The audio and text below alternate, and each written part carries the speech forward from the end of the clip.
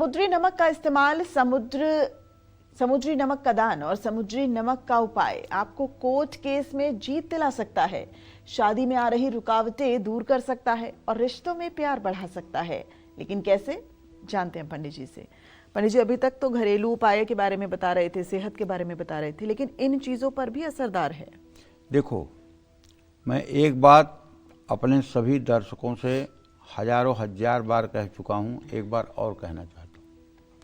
जिसके घर में नॉर्थ ईस्ट के डायरेक्शन में, माने पूरब उत्तर के कोने में, एक तरह से ये माना जाए कि 22.5 डिग्री से लेकर के 67 डिग्री के बीच में बाथरूम होगा, टॉयलेट होगा, तो उस घर में चाहे जितना पुरुषार्थी पुरुष रहता होगा, चाहे जितना बड़ा एम्बिशियस महत्वाकांक्षी मकान मालिक होगा, वो भी अपने ज़िंदगी की ऊंचाइयों को कभी प्राप्त नहीं कर पाएगा और परेशानियां कभी उसका पीछा नहीं छोड़ेंगी, क्योंकि यह एक ऐसा वास्तु दोष है जिसका शास्त्रों में कोई तोड़ नहीं है।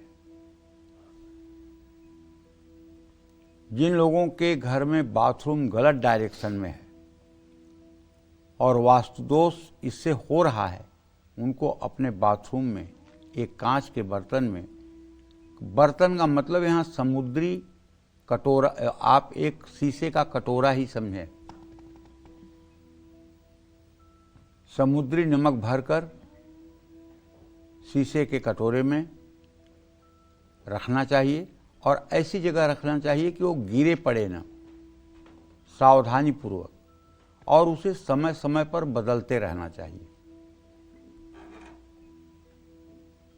वैसे एक उपाय बता रहा हूँ, लेकिन ये बहुत करने में आसान नहीं है।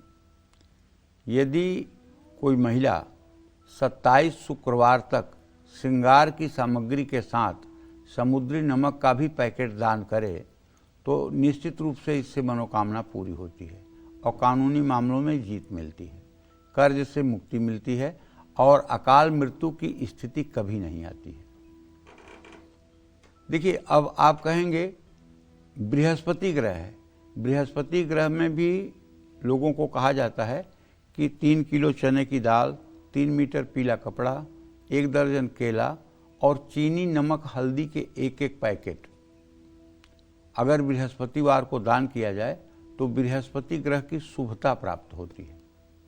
तो चने की दाल तो बृहस्पति का ही अनाज है, पीला कपड़ा बृहस्पति का ही रंग है, केला बृहस्पति का ही फल है, चीनी भी ठीक है, हल्दी भी ठीक है, लेकिन नमक को क्यों घुसाया गया है उसमें? सिर्फ इसीलिए कि नमक से वो दान पूर्ण हो जाएगा। तो किसी भी शुक्रवार को नमक का एक पैकेट खरीद कर इसको अपने घर की नमकदानी में मिला लें। ये उपाय 27 शुक्रवार बिना रुकावट के करें, इससे आपके जीवन में कई अच्छे और बड़े बदलाव आएंगे। समुद्री नमक को कभी भी ज़मीन पर नहीं फेंकना चाहिए। समुद्री नमक का ज़रूरत के हिसाब से ही इस्तेमाल करना चाहिए। इसकी बर्बादी करने से आपको फ़ायदा नहीं मिल पाएगा। जो लोग तनाव में हैं या हमेशा दबाव में काम करते हैं, उनको नमक का सेवन कम से कम करना चाहिए। जय मां विंध्यवासिनी।